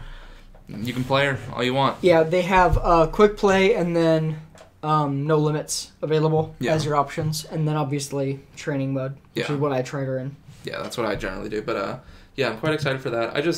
I'm excited for all of BlizzCon. I was really happy to see the vanilla servers get announced, especially for Jeff Kaplan, because they talked to him about it, because for those of you who don't know, Jeff Kaplan, who's the lead game designer for Overwatch right now, he used to be on the World of Warcraft team back when the game was still originally being developed, so back at the start of the game. Yeah. And so he originally designed one of the raids, the very first raid in the game, with one other person. He designed it in 48 hours before the game launched, because they had originally not designed a raid for the game when it was going to be coming out. Damn. And they realized that the game was just kind of void of endgame content.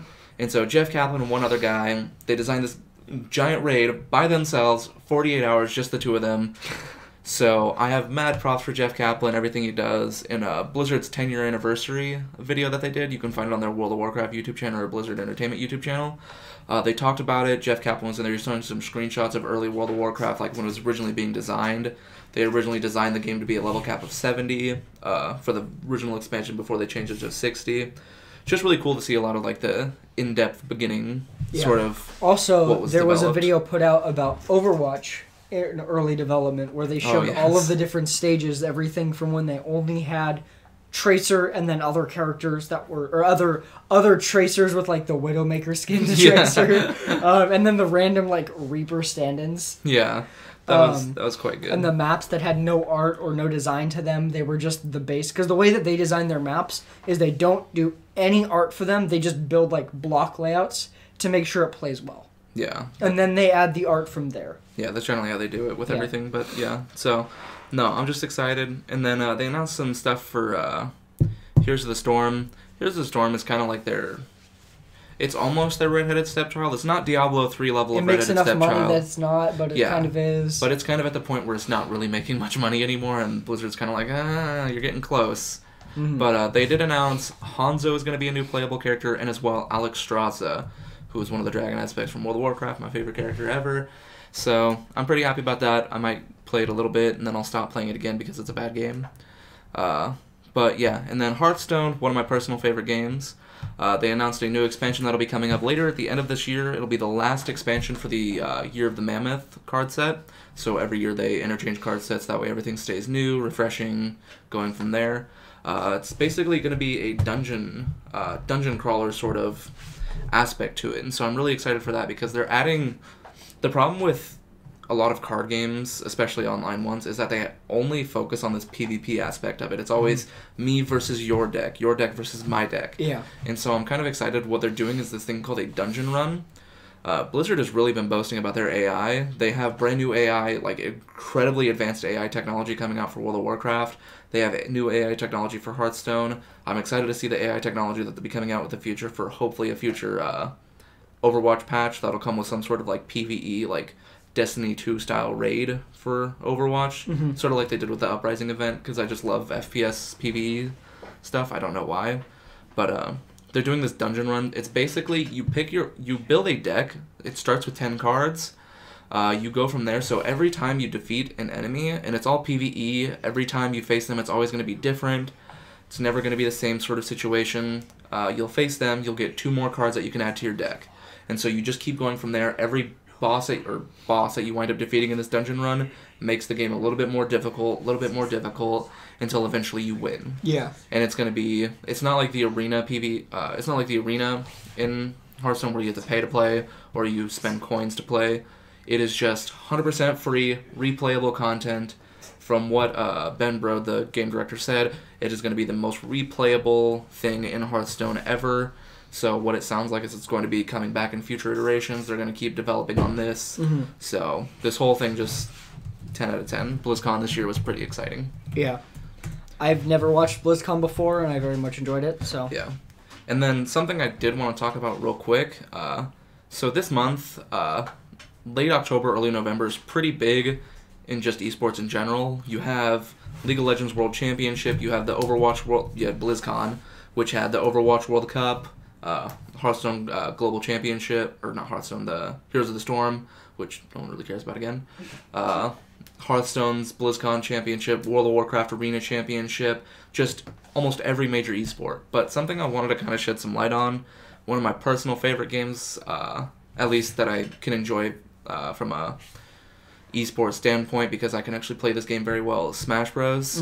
They just had Smash Summit 5 over this weekend. Oh. And so... The result of that, spoiler alert, if you really wanted to watch it, you can go back and watch the VODs or just kind of mute us for a second.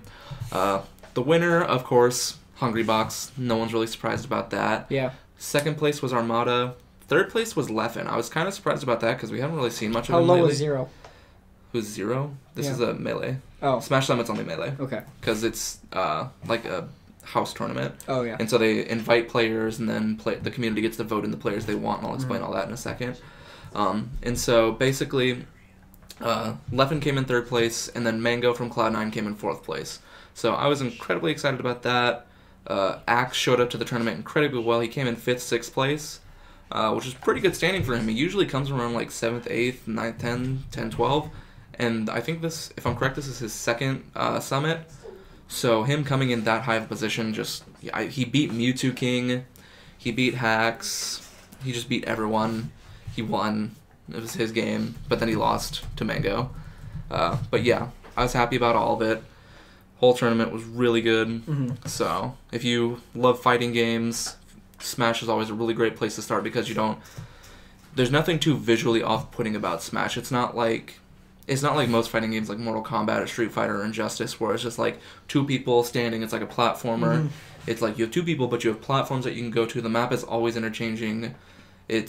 Characters are always interchanging. Yeah. And it's just cool to see like Melee. It's this game that's almost like 25 years old now. And it's just interesting to watch this development these players make over like the 20-year lifespan of this game. Yeah, so it's 16 years old as of coming up this month, actually. November 21st will be its birthday. So 16 years old, this development that these players make every day, they just walk in, learn something new. It's amazing. Mm-hmm. So yeah, and then I wanted to talk about this with you too. Yes. Overwatch League has its first partnership. Dallas Fuel is going to have Jack in the Box as its sole jersey sponsor. Yes. What do you think about Jack in the Box? I actually like Jack in the Box. That might be an unpopular opinion. I think their Ultimate Bacon Cheeseburger is 10 out of 10. Okay? So I'm just putting that out there real quick. I think it's fine. I think it's a good start for an esports business because that's the problem with esports is getting like big names that just want to sponsor. You know, you always have like the tech giants like Samsung, T-Mobile, other tech people. NVIDIA, Asus, all the PC hardware guys. No problem seeing those people in there because that's kind of their industry. Hot Pockets. Hot Pocket. We don't talk about that. Yeah. But it's nice to see like big Weed name maps. That's an inside joke. I'll explain that in a second. But basically, it's nice to see things like Jack in the Box get in this because it means that somebody from outside this business is willing to put money into it. Yeah. They are also sponsoring and being the sole jersey sponsor of Team Envy's Call of Duty team, which Team Envy is the ones that own Dallas Fuel, right? Yes. Yeah. It's Envious, their owner, but for Overwatch League purposes, they made them change their name. Mm-hmm. Kind of all over the place, but we don't really have a plan for this because it's all kind of new. So the Overwatch League, all the team names have been announced officially. We're still waiting on the rosters, but we kind of know what they are for the most part. Overwatch League the preseason starts this December, so here up in the coming month, towards the end of December, and then they have also announced the kind of schedule for it more or less. It's going to be not really seasons, but like they'll have 5-week periods where they'll have games between Wednesday and Saturday, so that way most people have generally one of those days off at least, that way they can watch, and then if they don't have that, then they can watch them on Sunday. Yeah.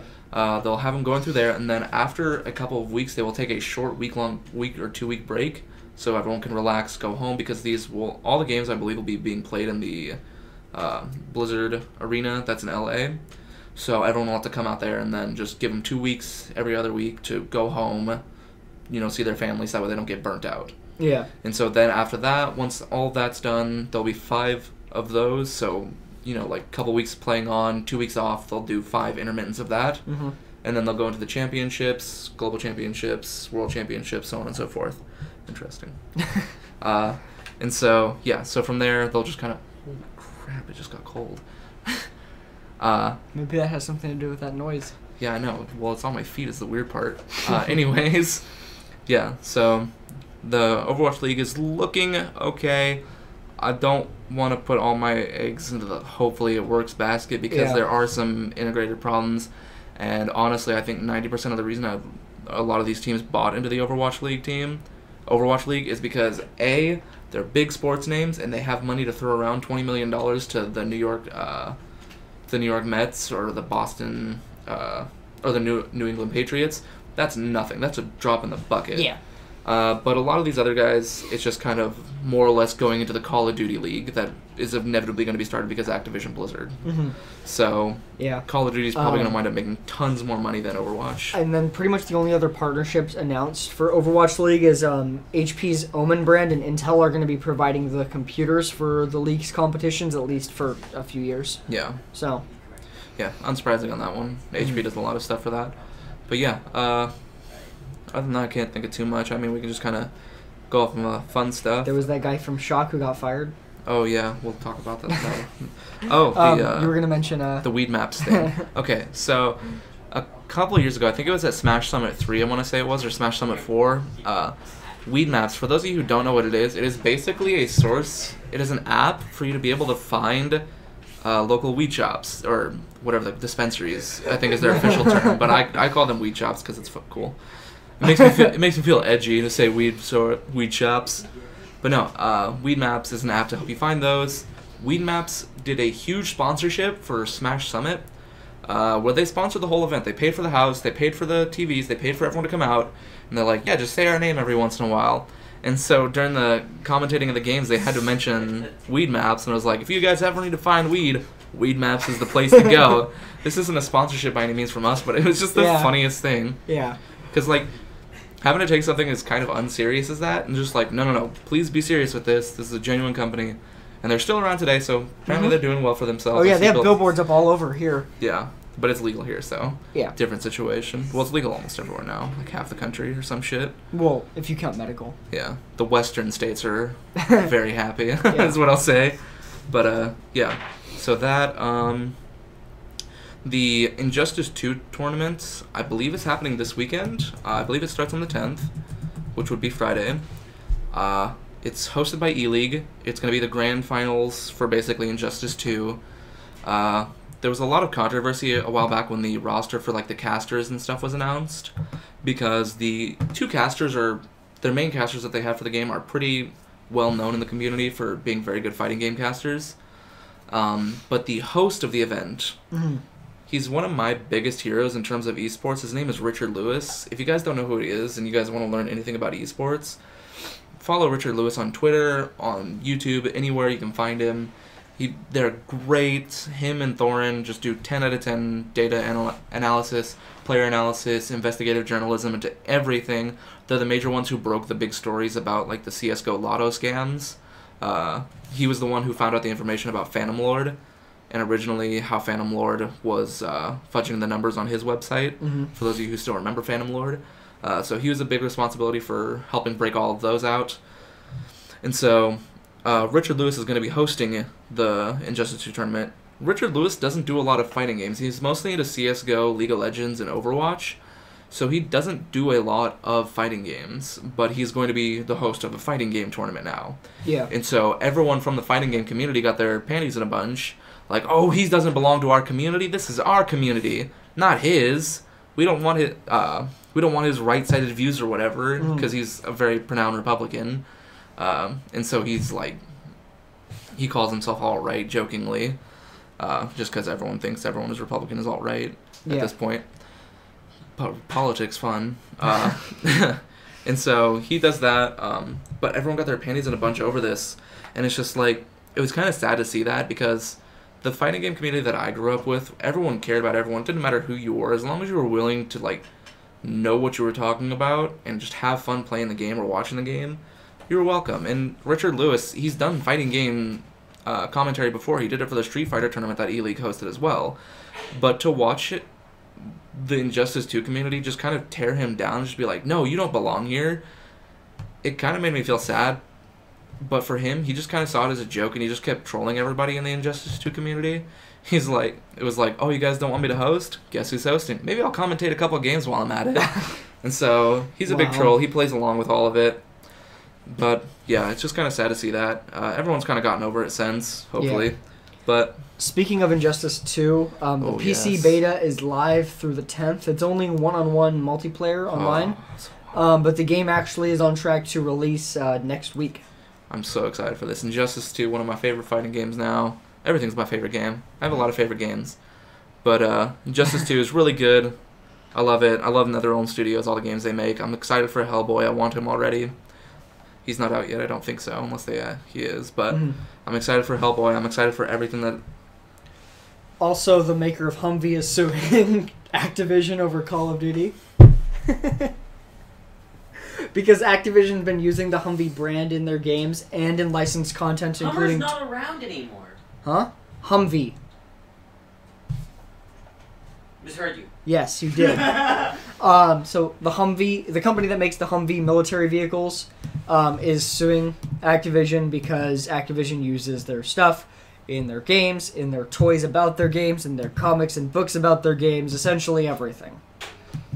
And so AM General said that essentially they lost money because of the fact that they didn't get their license, which they should have. And so, I mean, we'll see. They've, I guess, supposedly been discussing this issue for over a year now, which is why people might be asking, like, why are they just now bringing this up? They've been trying to deal with it, and Activision's not wanting to pay up. I think both sides hold a fair argument. Humvee, in the sense that, like, yeah, this is our vehicle, and you're using. But they used the actual brand too. It wasn't just the vehicle design. Yeah, I know. That's what I mean. Yeah. And that's what because if they're using the brand name, like, obviously, yeah, Humvee has a very good point. They deserve the rights that belong to them. But on the point of Activision side, the Humvee is almost a genericized military vehicle at this point. You could almost argue that it's just like when you think of military, you think of that. Not necessarily in the sense of like when you think of Q-tips or think of when you think of Q-tips or when you think of like what are they called? Yeah. Velcro. But in a sense of like when you think of a military vehicle, the first thing you think of is just a Humvee. It's the first thing that pops in your head. I'm neither of us are lawyers, but to my knowledge, with genericization, you have to. I think there has to be like an actual name behind it. Well, yeah, but no, I was gonna say you have to, like, I don't think you can just say I'm gonna use this brand name and then hope it gets genericized. You have to actually like fight to get it genericized, then you can use it. Yeah, so I'm pretty sure that's the point. So no matter what, realistically, the way the law is written, Activision should be liable here. Yeah. I already took care of that. Okay. And so, but yeah, pretty much whole situation, whatever, I guess. Yeah, I mean, think about this. Call of Duty's made, what, $15+ billion for Activision? Activision's just going to go drop a dime at Humvee real quick and be like, here you go, I'll keep you in business. Humvee's got a lot of money they could win off of it. Yeah. I mean, that was the other thing, too, because, like, one of the comments is, like, hasn't this game franchise been around for a long time and they're just now suing? And someone's like, think about it, though. Percentage of billions now versus percentage of millions back in 2004. Yeah, but you also have to consider, like, I think, like, in a fair use argument like that, I think it's just, like, based... I think they would be paid based on what percentage they would have earned based on the Humvee itself. Which, realistically, how much would that have been? I mean, take into account toys. Take into account... Yeah, but how many Call of Duty toys have been sold with Humvee logos? Because even the Humvee shape at this point could be... Yeah, because they've used the brand in game and in their other contexts. Yeah. Humvee could very easily argue that they're just using Humvee's design. Yeah. It's very hard to say, no, we were just using something that's like a Humvee, despite the fact that all of our other content says Humvee. Yeah, so it'll be one of those things, I guess. I hope justice gets served. Yeah. But yeah, whatever. Tiny little thing. Yeah. That's our car. Okay. Yeah. I don't know if we have much else to talk about. Do we just kind of want to end it here? Yeah. All right. Well. That's about it, you guys. I guess that's it. So, I mean, we appreciate everyone watching once again. From what we can see, we have 6 viewers on YouTube. Stay over there. Don't move. No. Watch me. I'll end this right now. Bye, everyone. No, I'm just kidding. I won't end it yet. Alien Technology says, what's up? I think I've missed a lot. Yeah, you have. You should probably go back and just rewatch the show. Yeah. Hello. Because it's just about over. Hello. You need to get up. No. No, instead of a food question, I have a food topic. Okay, let's go. Nutella changed their recipe a little bit. Yeah. Everyone's pissed. And they didn't tell anybody. Okay. I want to join in on this, but I also have another tech topic to talk about first. Like what? Like what? It's like Black Blaze's hard drive reliability report, but different this time. Wow. So we need to talk about it. Is it different enough that I'll actually care? No, but I want to explain to people why they shouldn't care. Okay. Other people should care. Hold on, explain to us why we should care. Explain to me, give me a good reason to get out of the chair. No. So you see, the thing is... Stare at the camera. Here you go. I'm not even in frame, bro. There you go. All right. This is my stream. You need to get up. No. I am the streamer. I'm not going to say Calvin, you are the streamer now. Yeah, I am the streamer now. Calvin literally sat on my lap like 2 hours Hi. So, anyway, Backblaze is reporting reliability statistics again, and this time they've been reporting it based on the consumer versus enterprise versions of the same drives, because they use some consumer drives too. Yeah, I know. And so that's why I don't like their reports. Yeah, they're reporting reliability. Well, one of the things that they're reporting is that consumer drives are slightly more reliable than enterprise drives. Yeah. Which is really the reason I wanted to go over this is you should take it with a huge grain of salt, like most of Backblaze's reliability reports because they have such a mixed load. Mhm. It's not really realistically a good place to judge hard drive reliability, especially for consumer-based stuff. But this tells you something because there are a lot of changes that actually physically make enterprise drives more expensive, and there's a reason that they have a longer mean time before failure. There's a reason that they have a better warranty, which is part of where the money's going. But it all comes down to that this doesn't make any sense, and I think because of that, it should be disregarded. So if you guys see the articles about it, I was reading the one from Extreme Tech, who actually went over why you take these with a grain of salt, like most of Backblaze's report. I appreciate Extreme Tech. They're usually pretty accurate when it comes to actually understanding the industry's tech. But if you see other articles and stuff like that I maybe have not read, they don't really go over why, and so it just kind of hints at something that's not correct. A lot of people with NAS experience. I've been experimenting with like Linux, running Linux as NASs or using FreeBSD. I've been doing a lot of research on that because I was going to build a free NAS at one point, and a lot of people were talking about how if you don't use enterprise drives, you're going to have major failures and have big data loss, and it's not fun. So that's just something I want people to keep in mind, is don't buy consumer drives for massive amounts of data that you need serious reliability on, even in a RAID configuration, just based on these statistics. Yeah. Because you should still be buying enterprise drives, because enterprise drives are Well, you rated should to be be buying used NAS drives and consistently. NAS hardware. Well, yeah, that which are very similar to enterprise drives. Yeah. Enterprise drives is even better if you can.